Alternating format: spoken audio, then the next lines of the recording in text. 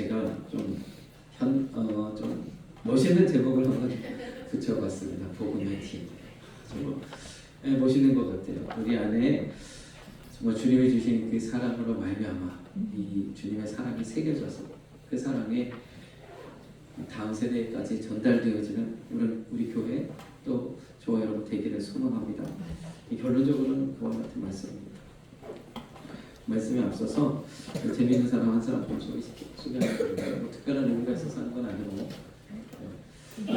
우리 친구들이 게임을 좋아하니까 그런 이제 관계가 좀 있어서 저는 이 사람이 누군지 모르시죠?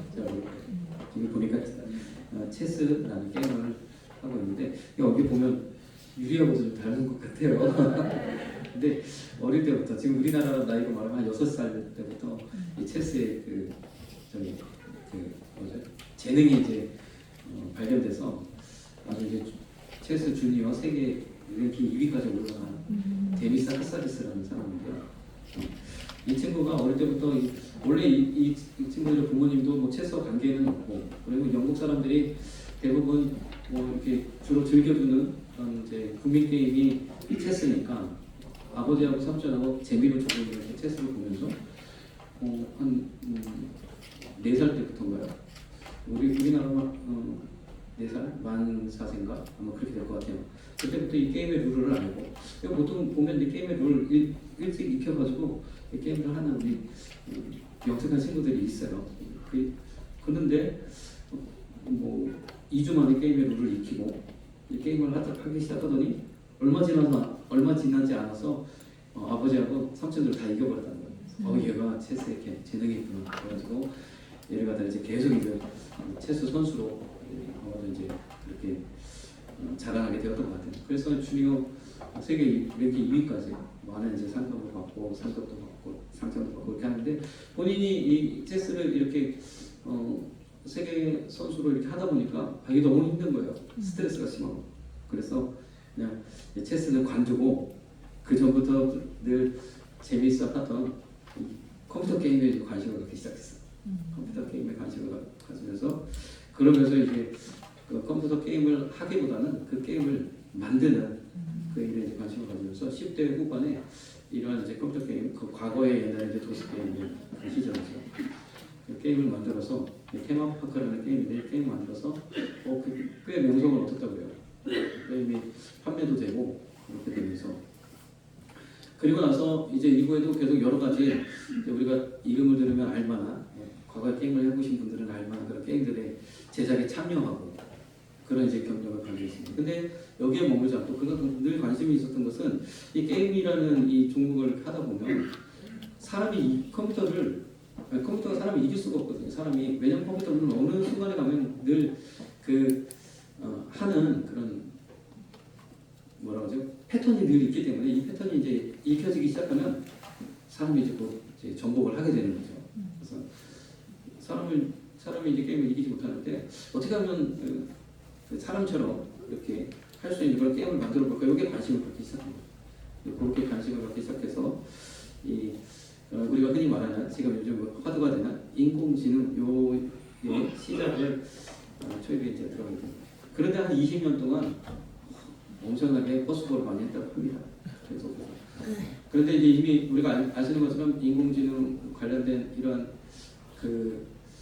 우리 뇌를 흉내내서 그래서 이것을 수학적으로 표현하는 이런 모델들은 이미 개발이 다 된 거였어요. 그러나 그들을 해봤는데 잘 안 되니까 이후에 이제 사람들이 다 포기하고 인공지능에 대한 그런 이제 것을 멈출 때 이 친구는 이제 그런 부분들을 계속 연구를 하다가 어느 순간에 가능성을 발견했는데 처음에 시작한 것은 벽돌 깨기 게임을 가지고 이제 아무것도 이제 사람이 소스를 주지 않고 컴퓨터가 스스로 벽돌 깨기 게임을 하는데 뭐 하루가 지나고 아무리 해도 진전이 없다는 거예요.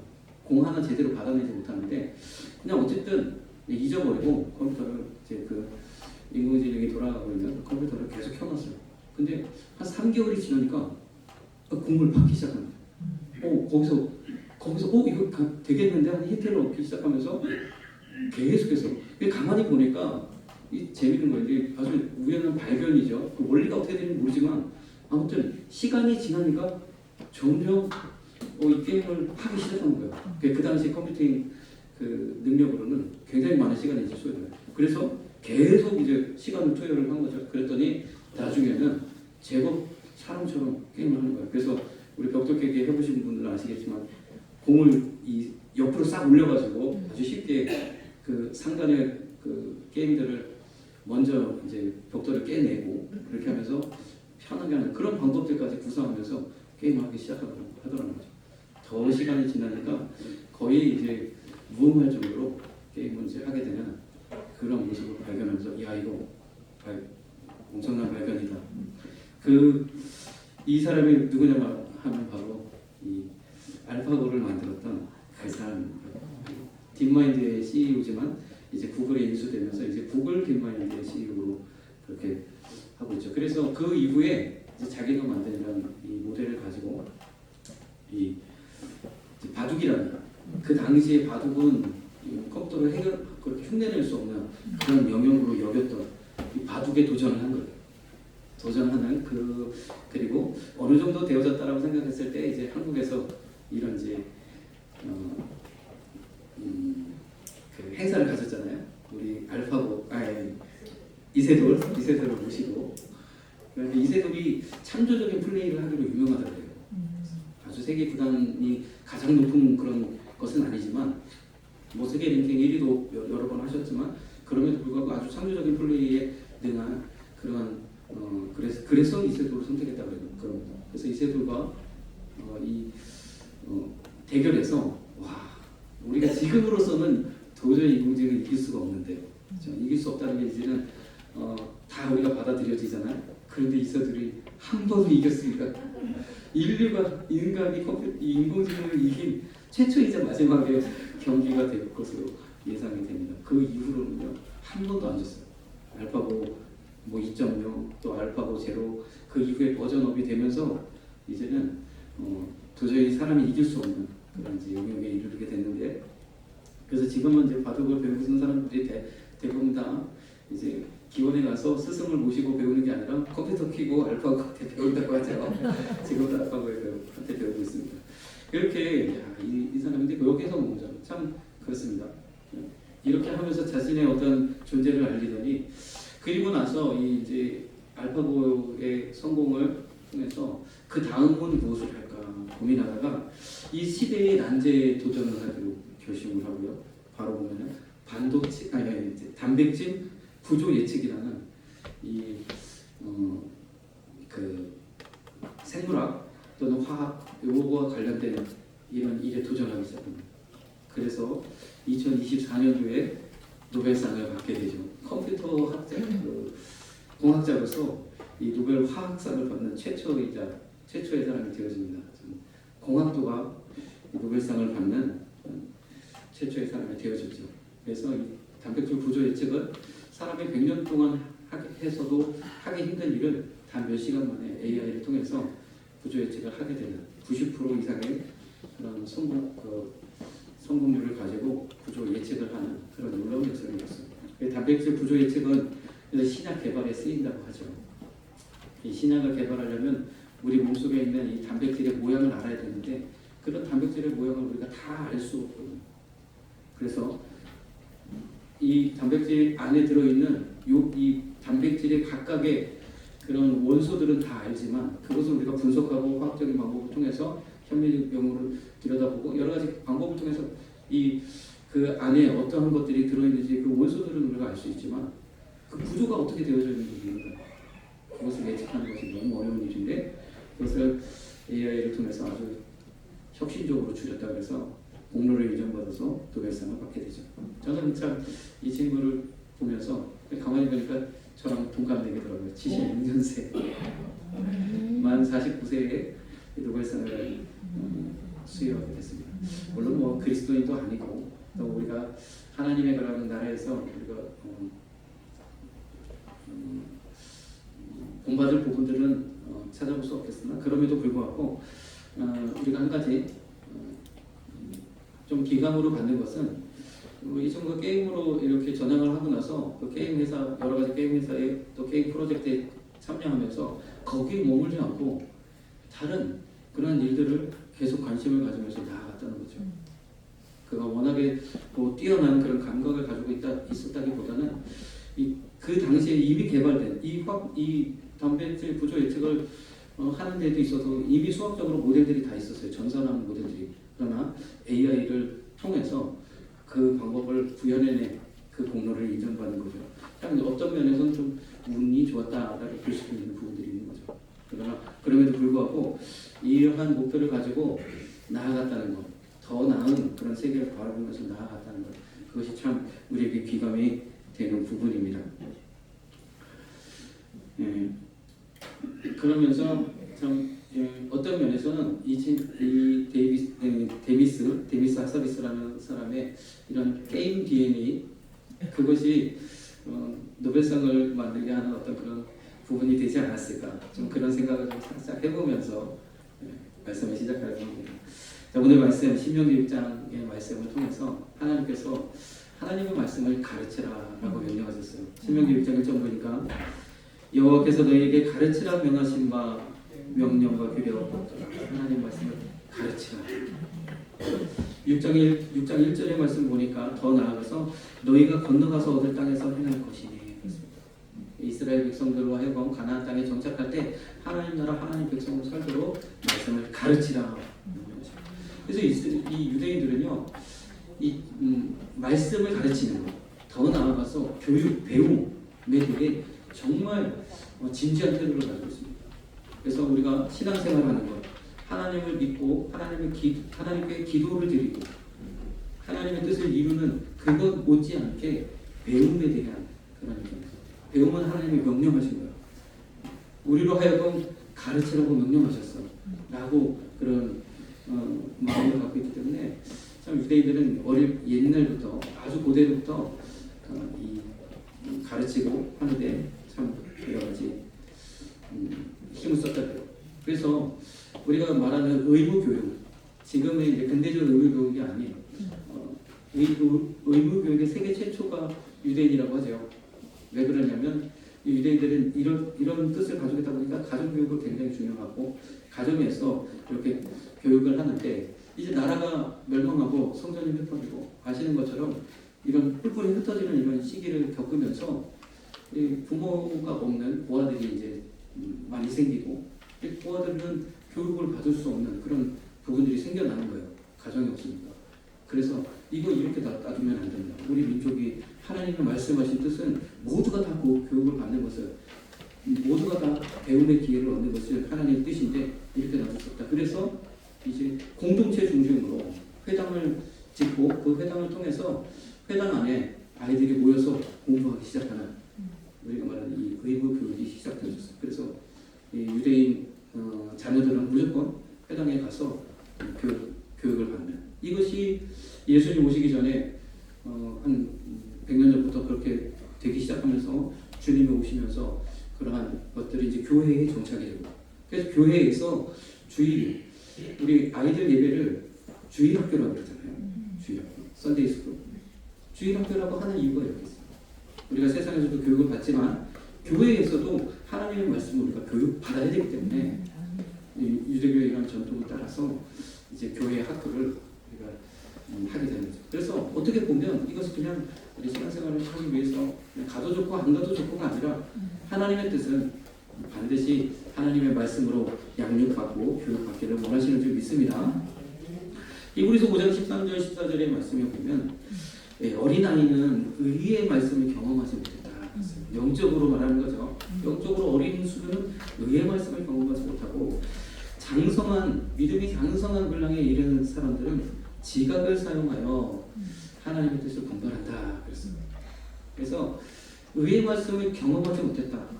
경험하지 못했다라는 것은 우리 삶 가운데서 하나님의 말씀이 어떤지 그냥 우리가 단순히 무비판적으로 그냥 덮어놓고 믿는 그런 게 아니라 우리 삶 속에서 하나님의 말씀이 어떻게 역사되어지는지를 삶으로 경험하지 못한다는 거죠. 그런데 장성한 믿음의 사람들은 우리 지성을 이용해서 내가 알고 듣고 배우고 경험한 것들을 통해서 하나님 말씀이 이 땅 가운데 어떻게 이루어지는지를 분별하게 되어진다는 거죠. 그래서 우리가 이렇게 벌어지는 모든 일들을 주님의 시각에서 성경적인 관점에서 바라볼 수 있는 저와 여러분들 또 우리 학생들 되기를 주님의 이름으로 축복합니다. 신명기 6장 2절에 오늘 말씀의 2절 본문 말씀의 2절 보니까 너와 내 아들과 내 손자로 평생에 내 하나님 여호와를 경외하며. 그래서 기본적으로 가정 안에 있는 모든 가정의 구성원들이 다 여기에 해당됩니다. 그래서 이 유대인들의 이 예배관을 보면 중앙 성소에서 이제 양자와 또 소자와 예배를 드리죠. 제사를 드리죠. 그리고 모든 백성들은 각 집에서 움직이지 않고 안식하며 그 안에서 말씀을 읽고 하나님의 뜻을 구하면서 과거에 내려왔던 그런 선조들의 이야기들을 들려주면서 그렇게 하루를 보내도록 되어져 있는 거예요. 그래서 이 참 성전 이 중앙에 있는 성전과 또 이 가정 안에 이루어지는 성전 또 가정 안에 이루어지는 성소 이것을 동일시 여기는 그러한 예배관을 가지고 있었다는 거죠. 그래서 가정도 하나의 성소로 바라보는 거예요. 이 가정을 성소로 바라보고 또 이 말씀 교육이 분명하게 하나님의 뜻인 것을 통해서 이제 아까도 말씀드린 의무 교육이 시작되게 된 거예요. 아주 대단한 일이죠. 기원전 1세기부터 시작되어졌으니까 엄청난 그런 역사죠. 그래서 유대인들이 참 교육에 진심이고 또 지금 오늘날 많은 그런 나라들이 유대인 교육을 본받으려고 그렇게 애를 쓰고 그런 부분들이 생기게 되어집니다. 신명기 6장 3절 말씀 보니까 이것을 통해서 하나님 뭐라고 말씀하시냐? 내가 복을 얻고 그랬어요. 하나님의 시간표에는 짧은 시간표가 있고 긴 시간표가 있다고 합니다. 짧은 시간표는 우리 인생을 통해서 하나님이 역사하시고 복 주시고 은혜 베푸셔서 하나님의 자녀로 살아갈 수 있도록 그리고 하나님 때마다 순간마다 역사하시는 하나님의 그러한 시간표가 있고 긴 시간표는 우리 나와 자녀와 세대들을 통한 하나님의 시간표가 있다는 겁니다. 그래서 우리 가정을 통해서 또 우리 자녀를 통해서 우리 다음 세대들을 통해서 하나님 계속적으로 영광 받으시는 그래서 온 세계가 주님을 알고 주님을 예배하고 주님을 찬양하고 그렇게 되어지는 그런 때를 우리가 바라보면서 믿음으로 나아가야 될 줄 믿습니다. 자, 먼저 이 신명기 6장의 본문에는 6장 5절에 우리가 잘 아시는 말씀 너는 마음을 다하고 성품을 다하고 힘을 다하여 내 하나님 여호와를 사랑하라 했습니다. 자, 이 하나님의 말씀을 우리가 내가 마음에 새기고 또 가르치고 양육하기 위해서는 가장 기본적으로 전제되어야 될 것이 무엇이냐? 바로 하나님을 사랑하는 거라는 거죠. 이 사랑이 있어야 이 은혜가 전달되어진다는 겁니다. 저와 여러분 하나님을 사랑하시는 저와 여러분 되시길 소망합니다. 우리를 구원하시고 우리를 위하여 십자가 지신 예수님으로부터 시작하여 우리를 구원해 주신 그 은혜에 늘 감사하며 주님을 사랑하시기를 저와 여러분 되시길 소망합니다. 로마서 1장 28절에는 하나님을 사랑하지 못하는 것, 하나님을 사랑하지 않는 것, 하나님을 마음에 두기 싫어하는 것 이것이 죄의 본질적인 모습이다 이야기하고 있어요. 참 율법에 보면 유대인들은 오늘 참 유대인들 이야기를 많이 하게 되는데 유대인들의 율법에는 정함과 부정함이 있어요. 많은 율법에 어떠한 것들은 부정한 상태고 어떠한 것들은 정한 상태다 이야기하면서 이 부정한 상태에 있는 것들은 다시 정함으로 회복되도록 하나님 앞에 속죄제를 드리고 또 번제를 드리고 이렇게 제사 드림을 통해서 다시 회복하는 그런 일을 하도록 하셨어요. 그래서 이 부정한 상태는 무엇이냐? 하나님과의 관계가 어긋난 것, 하나님과의 관계가 잘못된 이런 부분들을 이야기하는 거죠. 그래서 이것이 다시 하나님과의 관계를 회복하는 우리가 윤리적으로 도덕적으로 다른 사람에게 해를 끼치고 이것도 죄지만 하나님과의 관계가 어긋난 것, 하나님께 대하여 내가 잘못하고 하나님께 약속한 것 내가 행하지 못하고 하나님 뜻대로 살지 못하고 하나님의 명령을 어기고 이러한 것들도 죄로 여기는 그런 위치를 가지고 있습니다. 마찬가지로 우리의 삶 속에도 하나님을 사랑하는 것 그것은요 하나님과의 관계를 다시 늘 회복하고 하나님께 다시 나아가는 저와 여러분들의 삶이 되어야 될 줄 믿습니다. 우리 삶 가운데 하나님의 뜻이 아닌 것 하나님 기뻐하시지 않는 것들을 죄로 여길 수 있는 그것이 하나님 그러한 마음 그것을 가지고 더 하나님 뜻 가운데 나아가기를 소망하는 저와 여러분들이 되기를 소망합니다. 그래서 하나님을 먼저 사랑하고 또 그 하나님의 사랑을 깨닫는 그런 은혜가 우리 가운데 있어야 이 복음의 역사가 일어나는 거죠. 고린도전서 1장 10절 하나님을 아는 것에 자라게 하시고 하나님을 인격적으로 알아가는, 그래서 하나님을 알아야 됩니다. 여러분들이 말씀을 통해서 또 하나님의 그러한 은혜를 통해서 깨닫고 이 모든 것을 통해 하나님을 더욱 알아가시는 저와 여러분 되시길 소망합니다. 하나님을 아는 것은요, 그분의 사랑을 깨닫는 거예요. 목숨을 다하여 마음을 다하여 사랑할 수밖에 없는, 그래서 하나님을 알면 알수록 그분을 사랑할 수밖에 없는 그러한 관계라는 거죠. 하나님을 알면 알수록 그 사랑, 그 은혜를 깨달으면 깨달을수록 우리는 하나님을 정말 더욱 하나님께 감사하고 하나님을 정말 사랑할 수밖에 없는, 어떻게 우리가 그 사랑을 깨달을 수 있습니까? 늘 날마다 하나님께 더 가까이, 주님께 더 가까이, 주님께 더 가까이, 말씀 앞으로 말씀으로 앞으로 더 나아가시는 저와 여러분 되시길 소망합니다. 사람도 자꾸 보다 보면 정들고 그러다 보면 또 서로 사랑하게 되잖아요. 마찬가지로 우리도 하나님을 자꾸 경험하고 주님 말씀에 자꾸 노출될수록 우리 하나님의 더 뜻을 깨닫고 하나님을 사랑하게 되는 일이 있습니다.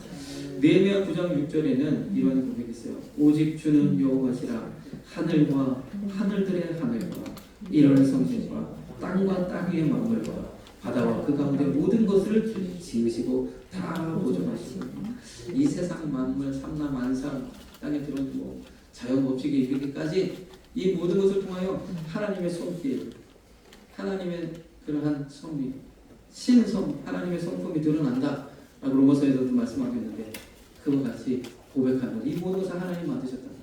유대인들의 그 개념 가운데에는 이와 같은 이 모든 것을, 세상을 하나님 다 만드셨다는 거죠. 그래서 이 다윈이 진화론을 발표할 당시에 온 교회들이 난리가 났어요. 이런 세상에, 그러면 사람이 원숭이에서 됐다는 거냐? 그래서 아담과 하와를 막 원숭이로 그리면서 막 이 다윈을 조롱하고 그런 이제 일들이 발생하고, 교계에서는 정말 받아들일 수 없는 그런 부분 중에 하나였죠.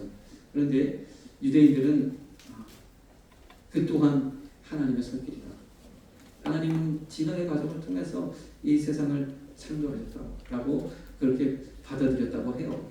그런 것을, 이것은 참 유대인들의 이 세상의 모든 것을 하나님이 하셨다라는, 이 모든 것들은 하나님이 하셨다. 그 가운데서 하나님의 섭리와 하나님의 법칙과 하나님의 하신 일들을 발견하는 그러한 유대인들의 그런 모습들을 보게 됩니다.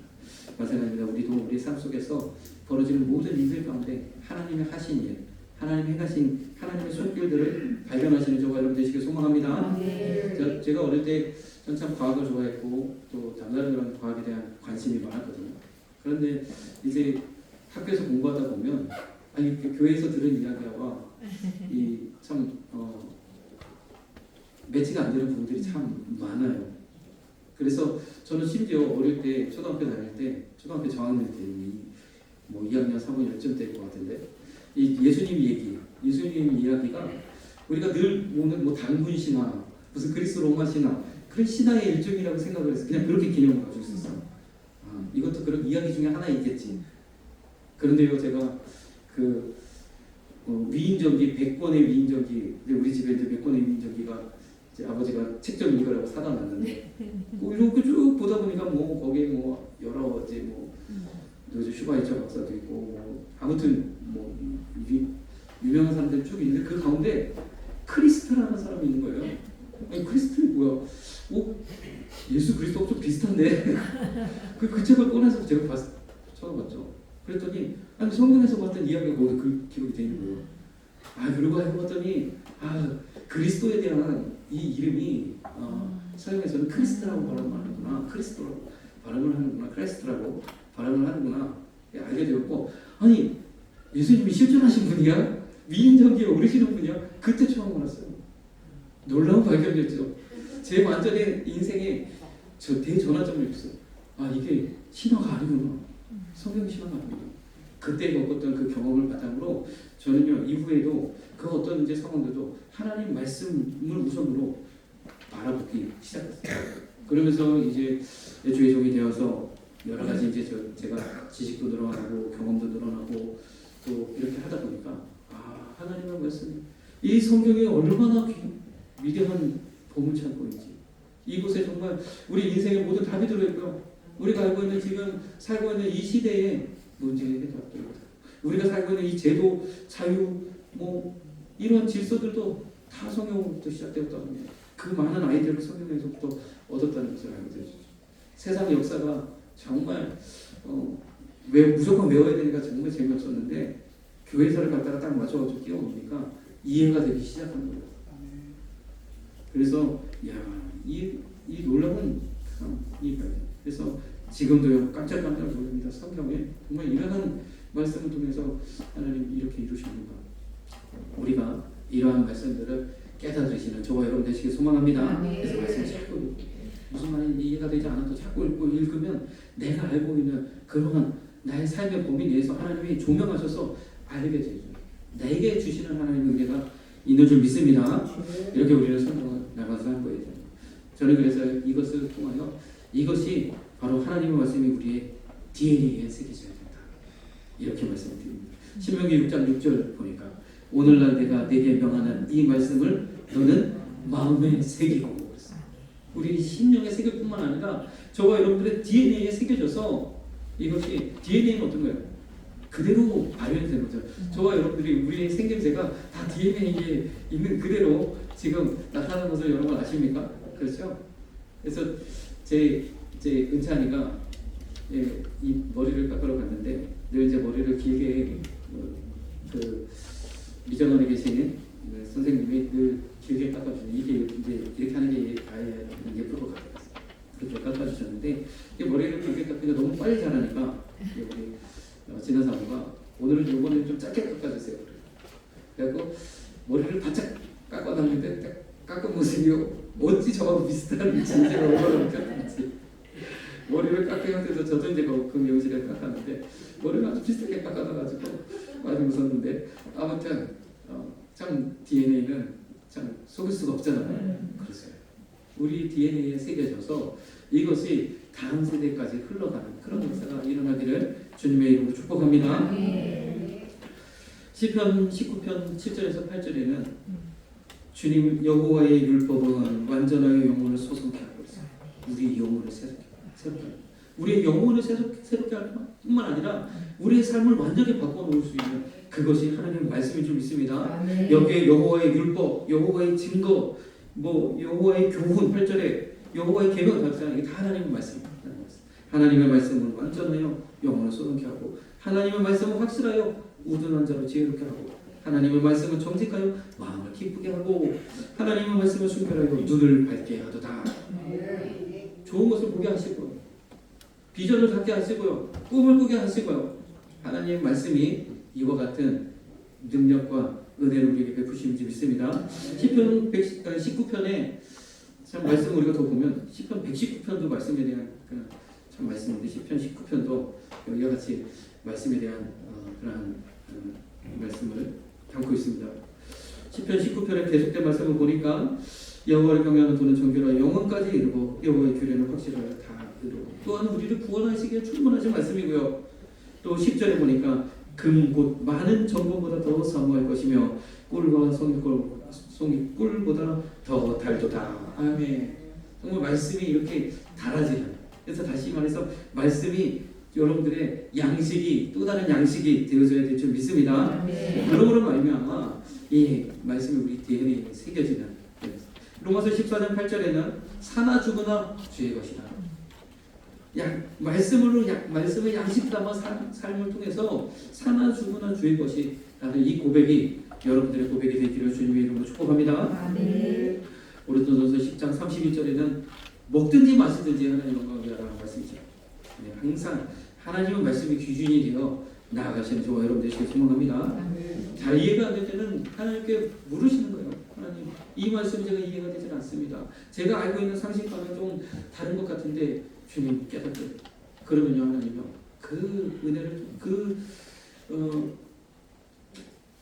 그러한 상황을 통해서 하나님 깨닫게 하신다고. 어떤 분이 이야기하더라고요.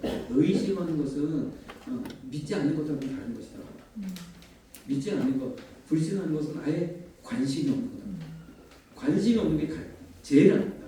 의심하는 것은 그것을 통해서 하나님께로 다시 돌이키시는 하나님의 또 다른 방법과 계획이 되는 줄 믿습니다. 그래서 우리에게 자칫 의심이 되고 회의가 되고 여러 가지 한다 할지라도 계속 하나님의 뜻을 구하면 반드시 우리는 그 해답을 얻게 됩니다. 그러나 관심이 없어서 하나님 말씀이 어떠한지 읽지도 않는다면 또 듣지도 않는다면 그것은 가장 하나님 미워하시고 하나님이 가장 슬퍼하시는 일이죠. 마지막으로 이 복음의 DNA가 복음으로 말미암아 우리가 하나님 말씀이 우리 가운데 새겨져서 이것이 다음 세대에 전달되어지는 놀라운 은혜가 있기를 주님의 이름으로 축복합니다. 신명기 6장 10절 한자 넘겨주시면 저기 픽처가 저기 멈췄네. 내 자녀에게 부지런히 가르치며 집에 앉았을 때에든지 길에 행할 때에든지 누웠을 때에든지 일어날 때에든지 이 말씀을 강론할 것이며 이 6장 7절의 말씀 이 말씀이 그래서 천대까지 이르시는 하나님의 축복 우리 복음의 능력이 천대까지 이르는 놀라운 축복의 주인공들 되기를 소망합니다. 신명기 6장 8절 9절 이후의 말씀들을 우리가 이렇게 보면 주님이 이렇게 말씀해요. 너는 또 그것을 내 손목에 메어 기호를 삼으며 내 미간에 붙여 표를 삼고 손목에 메고 미간에 붙이라는 거예요. 누가 봐도 표가 딱 나잖아요. 그렇죠?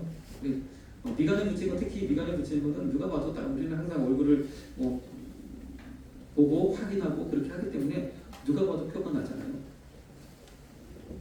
다시 말해서 내 믿음을 보이라는 거죠. 또 내 집 문설주와 바깥문에 기록할지라 들어가고 나가고 말씀으로 말미암아 하나님께서 이런 베푸시는 은혜를 누리도록 말씀하고 있는 줄 믿습니다.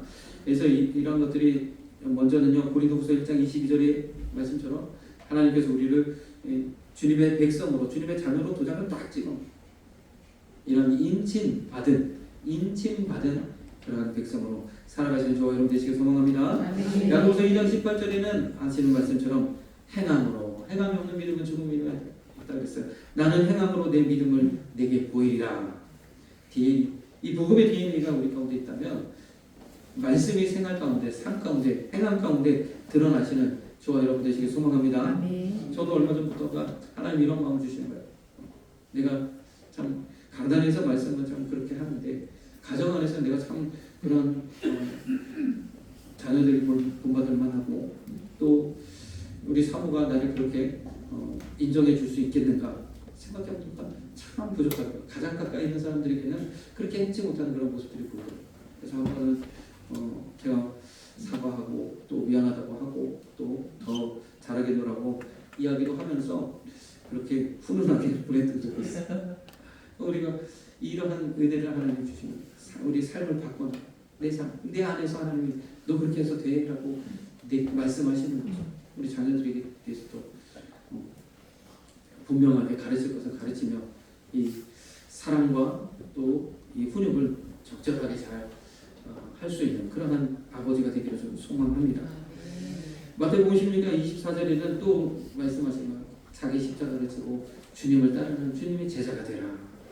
이 복음의 DNA를 가지고 이렇게 살아갈 때 우리가 다음 세대들에게 이 복음의 능력을 넘겨줄 수 있는 줄 믿습니다. 그래서 이것을 우리가 꼭 하나님의 인침받은 자 죽은 믿음이 아니라 행함으로 보이는 이 살아있는 믿음을 보이고 내게 주어진 십자가를 지고 주님을 따르는 주님의 제자 되어서 이 복음의 DNA를 반드시 우리 자녀들에게 넘겨줄 수 있는 저와 여러분 되시길 소망합니다.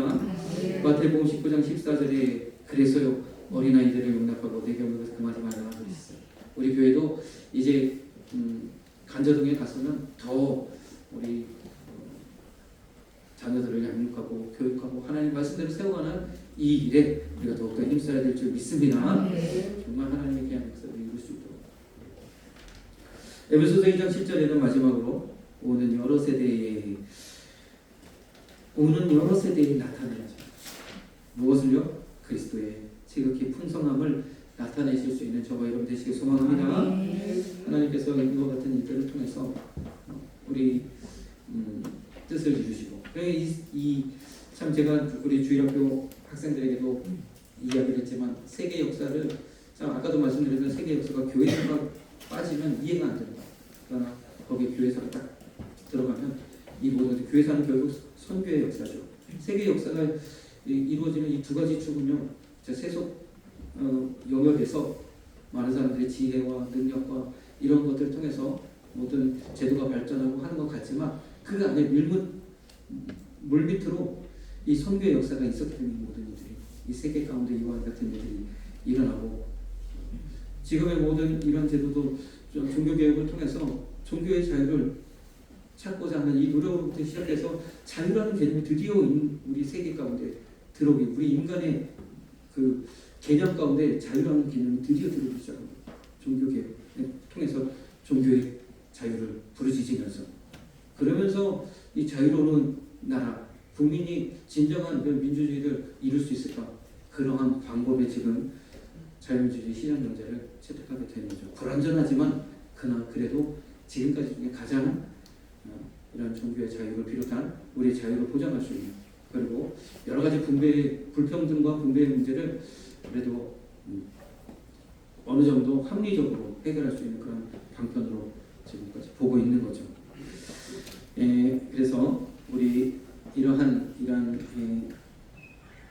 다음 세대를 세우는 일로 또 선교하는 이 모든 일에 우리가 더욱 진심으로 나아가기를 주님의 이름으로 축복합니다. 네, 우리가 찬양 한 장을 좀 드려보겠습니다. 보성가 240장